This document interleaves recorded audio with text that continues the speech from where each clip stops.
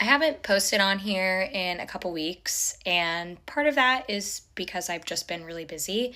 But the biggest reason why I've taken a little bit of time away is because I had a pretty traumatic experience happen to me in my own home where the police were involved and all of that. And I have been debating making a video on it because you just don't think these things are going to happen to you, and then they do, and you're like, what am I supposed to do with this information? But I've had some time to sit with it and process, and I think if I can speak on my experience and maybe help women who have been in other situations feel, if anything, less alone, because I've certainly felt very isolated, then I'm gonna do it.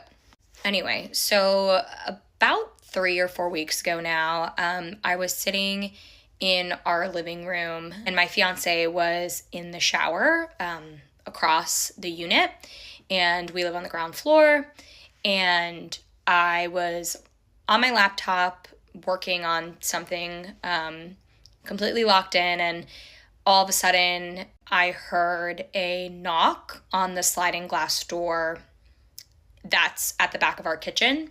And I look over and there is a man standing there. And where we live, I'm not going to say it's uncommon for there to be people sort of walking around at all hours of the night. So I really didn't think much of it at first. I just kind of yelled hey, what are you doing? What do you need? That sort of thing. Assumed it was a neighbor or something. But as I was yelling to this person, I realized that they weren't reacting to me.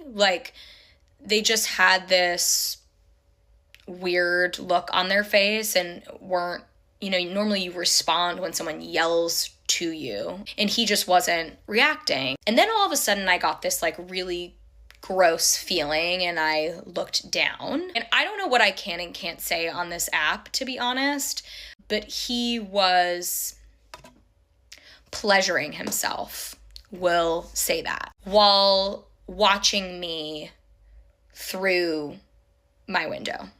So I immediately scream and start yelling for my fiance. We just got a brand new waterproof speaker for Christmas that works really well, so he couldn't hear me. And when I realized he couldn't hear me, I started yelling at this person to leave, get off my property, expletives, the whole nine.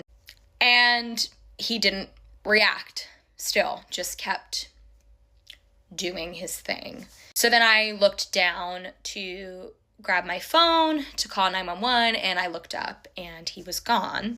And the most disgusting part about all of this is he actually finished the job on our door.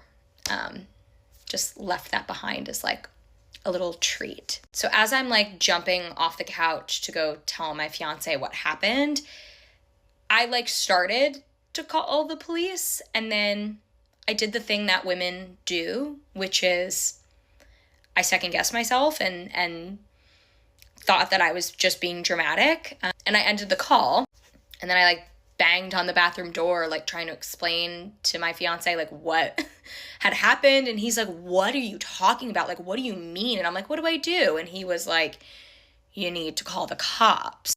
So I did, and shockingly, for being in a major city, they came very quickly, and I had to give a description of this person, and they tried to find him, and they couldn't, which is unsettling. But I think what's more unsettling to me is the fact that I had been sitting on the couch for 15 minutes at that point, and I have no idea how long this person was watching me, but I do know he wanted me to see the ending, which is just so gross and disturbing. There's a formal investigation going on. I have a detective, not in quotes, they're a real detective. It's just, what can they really do in this situation? We did not have cameras.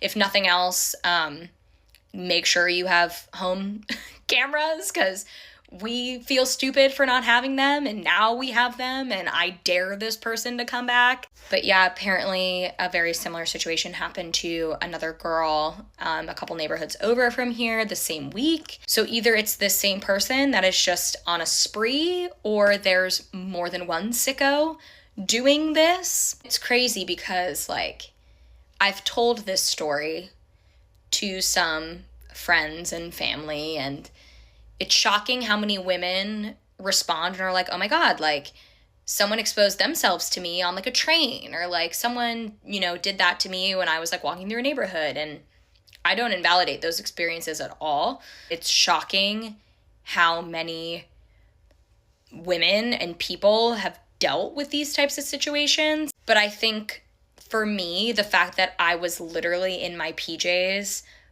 on a weeknight, doing my own thing in my safe space, my own home, and had this happen, it's just another level of violation. I think the other thing that has prevented me from talking about it until this point is that the reaction I've gotten from some people, and I get it, like, nobody really knows what to say. I don't know how to bring it up, but like, it was certainly a traumatic experience for me and has like kind of shifted my feelings about stuff and safety and all that, is some people think it's funny, and it's just like really not funny at all. And I think it speaks a lot about like society and how women are like expected to like laugh things like this off, when it's like, if you really break it down, it's so deeply disgusting and disturbing that I don't really even know how to articulate it appropriately. I don't really know what the moral of the story is at this point. If you live in Atlanta and something like this happens to you, or you hear something like this happening, reach out to me directly, because I can let my detective know and maybe we can add to the case.